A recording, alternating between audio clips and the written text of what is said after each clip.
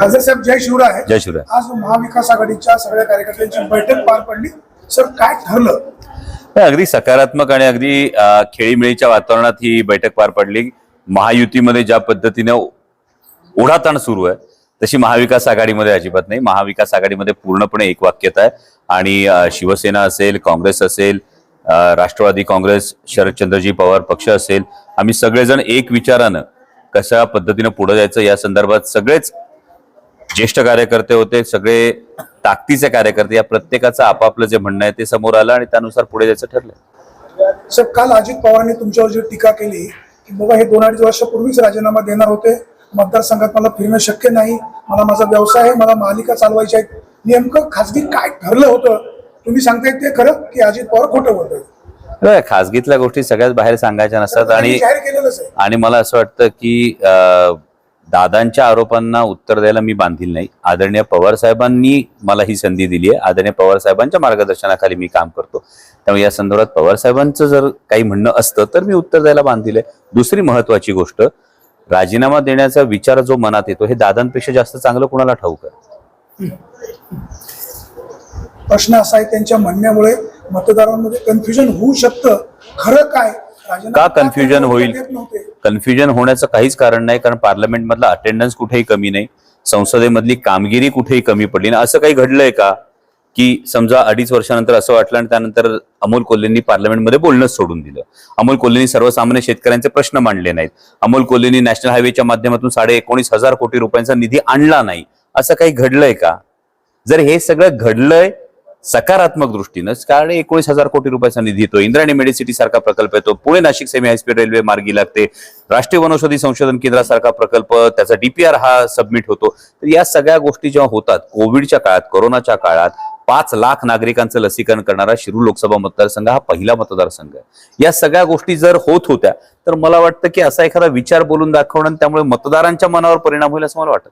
एखाद्या मतदारसंघामध्ये एखादा उमेदवार जर पराभूत होत नसेल तर सेलिब्रेट आणावा लागतो, असं अप्रत्यक्षपणे दादांनी कबुली दिलेली आहे की आढळरावांच्या पराभवासाठी कोल्हेच उपयोगी पडले आणि त्यांना आता मान्य करावं लागतंय. कसं पाहता तुम्ही? मला वाटतं की दादांनी कोल्हे आणखी कुठे कुठे उपयोगी पडले हे सांगितलं असतं तर बरं झालं असतं. मग शिवस्वराज यात्रा कशी निघाली, मग विधानसभेचा प्रचार कसा होत होता, या सगळ्या गोष्टीत मला असं वाटतं की भूमिका बदलली म्हणून भाषा बदलणं योग्य नाही, कारण त्यांनीच अनेकदा कौतुक केलेलं आहे. जर फक्त सेलिब्रिटी असेल तर काल दादांनी जेवढी उदाहरणं दिली, यातल्या कोणत्या सेलिब्रिटीला संसदरत्न पुरस्कार मिळाला आहे? यातल्या कोणत्या सेलिब्रिटीला देश पातळीवर जेव्हा फर्स्ट टर्मच्या खासदारांची यादी काढली गेली त्यात 3रा क्रमांक हा डॉक्टर अमोल कोल्हेंचा आहे. मग डॉक्टर अमोल कोल्हेंनी जेव्हा कोरोना काळामध्ये 5 लाख नागरिकांचं लसीकरण केलं तेव्हा डॉक्टर सेलिब्रिटी होते की ते डॉक्टर होते? जेव्हा देश पातळीवर फॅबीफ्लू सारख्या गोळीची किंमत 40 रुपयांनी, अख्ख्या देशाला फायदा झाला या गोष्टीचा, हे जेव्हा कमी केलं तेव्हा ते सेलिब्रिटीज होते का हो?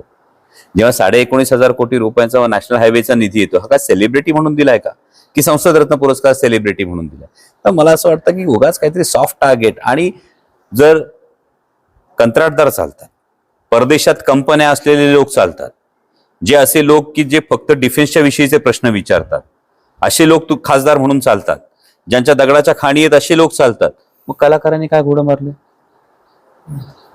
शिवाजी महाराज, संभाजी महाराज या 2 मालिकांव्यतिरिक्त तुम्ही कुठेही व्यवसायात लक्ष घातलं नाही, असं असतानाही तुमच्यावर टीका होते, मतदारसंघात खासदार कोल्हे फिरकले नाही. मला वाटतं ही टीका मी सकारात्मक पद्धतीनं ही घेतो, कारण मतदारसंघात फिरण्यासाठी मला खासदार केले असं जर त्यावेळी माझे नेते असलेल्या दादांनी सांगितलं असतं तर बरं पडलं असतं. मला असं वाटलं की मतदारसंघाचे प्रश्न संसदेत मांडण्यासाठी, मला काय राजकीय पार्श्वभूमी नाहीये, त्यामुळे माझ्या नेत्यांनी जर मला मार्गदर्शन केलं असतं की मतदारसंघाचे प्रश्न संसदेत मांडण्यासाठी आपल्याला जावं लागतं, संसद ही पॉलिसी मेकिंगसाठी असते, जिथे देशाचे कायदे बनतात त्या ठिकाणी तुम्ही आपली भूमिका मांडणं गरजेचं असतं, असं जे मला सांगण्यात आलं होतं त्यानुसार मी काम करत होतो. आणि आता टीका करण्यासाठी मला असं वाटतं की अजून वेळ आहे. आता तर कमी येण्याची कारणंही हळूहळू बाहेर येतील आणि ती कारणं बाहेर आल्यानंतर विधानसभेच्या दृष्टीने अनेकांना गैरसोयीची ठरतील.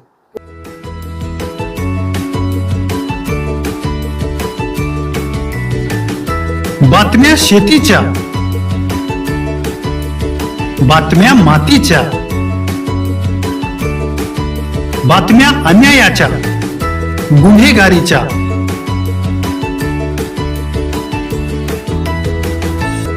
राजकारणाच्या आणि समाजकारणाच्या. शोषणाविरुद्ध बुलंद आवाज, जनसामान्यांच्या हुंकाराची गाज. सत्कार्याला प्रोत्साहन, दुष्कृत्याला अनुशासन. निर्भीड, निस्पृह, सडेतोड, बेधडक आणि रोखटोक म्हणजेच विघ्नहर टाइम्स. शोध बातमीचा, ध्यास सत्याचा. आपलं चॅनल, आपली बातमी. सबस्क्राईब तर कराच, पण बेल आयकॉनवर क्लिक करायलाही विसरू नका.